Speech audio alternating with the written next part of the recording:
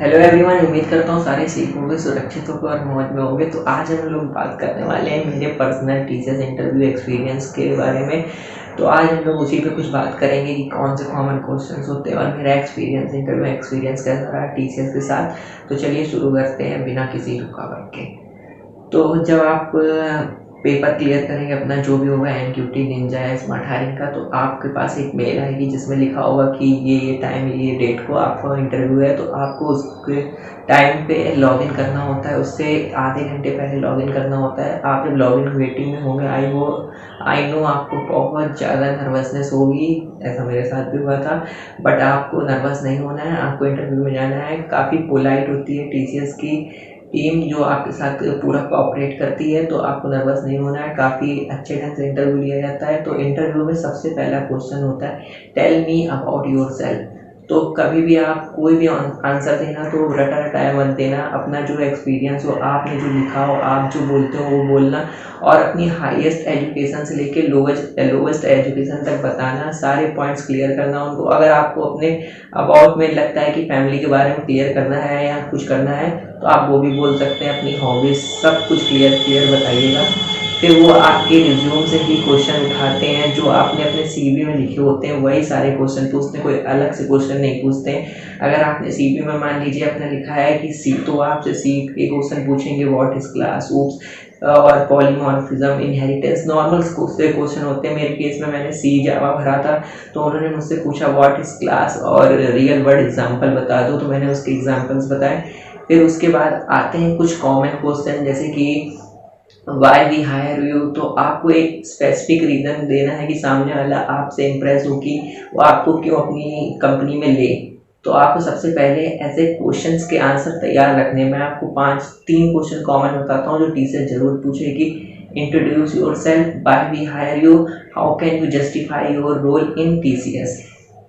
ये तीन common question हैं जो टीसीएस की टीम से जरूर आते हैं। फिर उसके बाद जितने भी क्वेश्चंस होते हैं वो आपके सीवी और इंट्रोडक्शन बेस्ड होते हैं। जैसे कि आपके सीवी में मैंने बताया जो भी आपने टेक्निकल स्किल्स लिखी हैं उससे रिलेटेड क्वेश्चन होंगे। अगर मान लीजिए आपने HTML, CSS और बूटस्ट्रैप लिखा है, तो उसमें आपसे HTML के बारे में पूछ सकते हैं, बूटस्ट्रैप के बारे में पूछ सकते हैं। ज़्यादा हैवी क्वेश्चन नहीं होते, ज़्यादा लेंथी क्वेश्चन नहीं होते हैं। मैंने 2 इंटरव्यू दिए हैं टीसीएस में, एक निंजा प्रोफाइल के लिए और एक स्मार्ट हायरिंग के लिए। तो जो निंजा प्रोफाइल वाला इंटरव्यू होता है वो स्मार्ट हायरिंग से काफ़ी टफ होता है। उसमें क्वेश्चंस आपको फंसाने के लिए पूछे जाते हैं।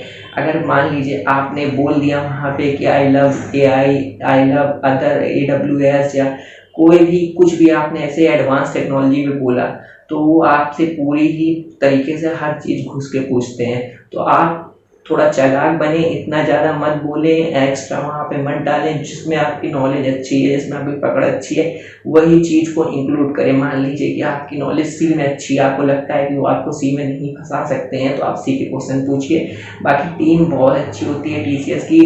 कॉमन क्वेश्चन उनके यही होते हैं कि इंट्रोड्यूस कैसे करना है अपने आप को, और आप कैसे अपने रोल को जस्टिफाई करेंगे, आपको क्यों हायर करें, और आप 5 साल में अपने आप को कहाँ देखते हैं, और आप अपनी फैमिली को कैसे सपोर्ट कर सकते हैं। अगर टीचर्स ने आपको ज्वाइन कराया तो आप सिंपल ही बोलिए कि आपकी फैमिली को फाइनेंशियल नीड है, तो आप टीचर्स ज्वाइन करना चाहते हैं, या आपके करियर के लिए भी बढ़िया है। और वो आपसे पूछेंगे कि आप टीसीएस क्यों ज्वाइन करना चाहते हैं, तो आप सिंपली बोल सकते हैं कि आप टीसीएस के साथ लर्न के साथ अर्न भी कर सकते हैं, इस वजह से आप टीसीएस ज्वाइन करना चाहते हैं। या आपका जो भी रीज़न आपको समझ में अच्छा वो बोलिएगा। बट वहाँ पे जाके कभी ये मत बोलिएगा I love Ratan Tata that's why I join TCS. ये सब मत फालतूगिरी कीजिएगा, क्योंकि इससे आपके बैड इंप्रेशन पड़ते हैं, अच्छे नहीं पड़ते हैं। फिर वो आपसे फालतू के क्वेश्चन और पूछेंगे, रतन टाटा के बारे में बताइए। और बेसिकली काफ़ी लोग रतन टाटा की वजह से ही टीचर ज्वाइन करते हैं, सबकी फीलिंग्स अलग होती हैं। पर आपको इतना उनके बारे में नहीं मालूम होगा जितना उनको पता होगा, वो आपसे पूछ लेंगे, वहाँ आप फंस जाएंगे। तो आप ये बेवकूफ़ी मत कीजिएगा, आप कॉमन क्वेश्चन तैयार करिए। आप जिस टेक्नोलॉजी को अपने सीवी में लिखा है, पूरा सीवी बेस में जो आपने नेक्स्ट स्टेप पोर्टल पे अप्लाई फॉर ड्राइव में किया होता है, सारे क्वेश्चन उसी सीवी बेस पे होते हैं जो आपने वहाँ पे किया होता है, जो सीवी अपलोड किया होता है। तो बिल्कुल डरिए मत, जो आपने लिखा है सब वही आपको कॉपी पेस्ट करना है। मैंने 2 बार इंटरव्यू दिया है, मैंने निंजा वाले में गलती की थी कि मैंने एआई बोल दिया, तो उन्होंने मुझसे एआई में इतना ज़्यादा पूछ लिया कि जो मुझे भी नहीं आता था, तो बैड इंप्रेशन पड़ा, वहाँ से मैं रिजेक्ट हुआ। फिर मैंने स्मार्ट हायरिंग में भी सेम चीज़ें, बट मैंने अपने स्ट्रॉन्ग पॉइंट पे ही चला कि मुझे सी पे ही चलना है, सी का ही बोलूँगा, तो मैंने सी का ही बोला। तो उसके रिजल्ट अच्छे आए और मुझे ज्वाइनिंग लेटर मिला। तो आप भी यही करिएगा, आपके जो स्ट्रॉन्ग पॉइंट्स हो उस पर रहिएगा। आप अगर सी में रहना चाहते हैं, सी में रहिए, जावा, पाइथन, .NET जो भी है आपकी टेक्नोलॉजी, आप उस पर अपनी कमांड बना कर रखिए, उसी पे रहिए। अदर किसी उसमें मत घुसिए या आपको प्रॉब्लम करे।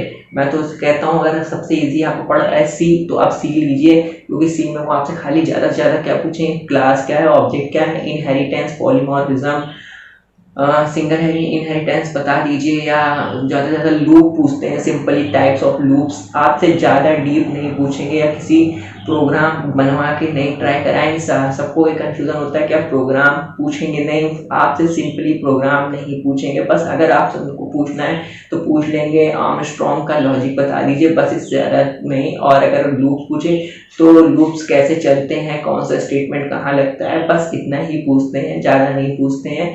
तो आई होप आप लोगों को ये वीडियो समझ में आया हो, काफ़ी आपको हेल्प होगी। तो मैं फिर से ये बोलूँगा, आप पूरा इंटरव्यू आपको तैयार करना है अपने सीवी के अकॉर्डिंग तैयार करिए। एक्स्ट्रा एफर्ट्स मत डालिए, सिंपली रटे रटाए या गूगल किए हुए आंसर मत बोलिए। जो आपको बोलना चाहते हैं, जो आपकी फीलिंग्स हैं, उन्हें एक्सप्रेस करिए। क्योंकि वहाँ पे अगर आप रटे रटाए आंसर देंगे ना, तो वहाँ पे बल्क में बच्चे होते हैं, इंटरव्यू उनके होते हैं, उनको भी पता होता है कि इस पॉइंट पे बंदा ये बोलने वाला है, तो वो इम्प्रेस कम होते हैं। तो अगर आपने अलग बोला है ना, तो इम्प्रेशन ज़्यादा पड़ता है। तो आप अलग बोलिए, कुछ अलग ट्राई करिए, अलग पर्सनालिटी जब बनाएंगे आपका, तो अच्छा इम्पैक्ट पड़ेगा। तो आज का वीडियो यहीं तक के लिए था। Thank you for watching.